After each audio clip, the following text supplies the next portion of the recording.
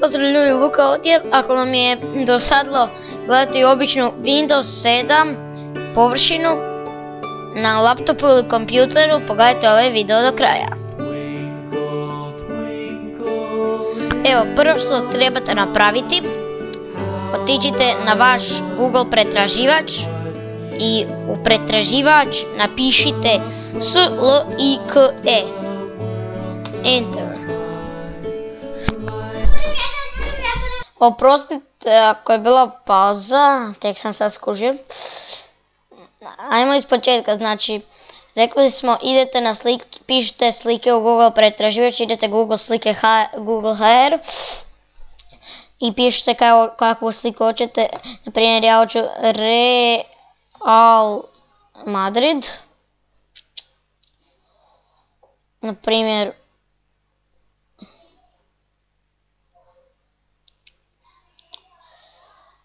evo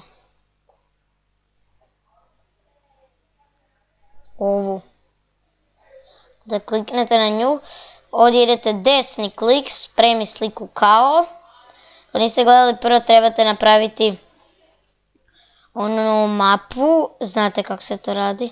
Ovdje idete u vašu mapu, evo ja idem na ovu, je to mapa i spremi. Ovdje ju slobodno izbrišite. Idite u vašu mapu.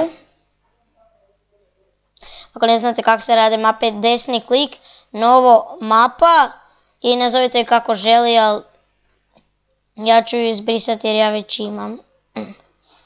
Znači, idite u vašu mapu kad ste to napravili i kliknite ovdje desni klik i postavi kao pozadinu radne površine.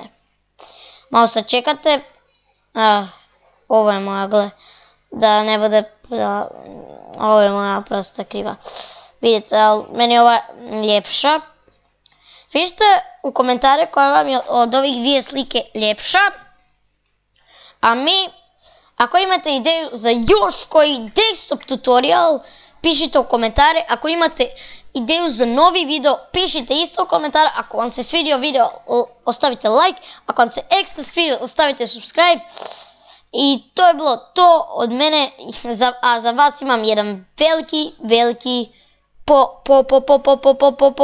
pozdrav!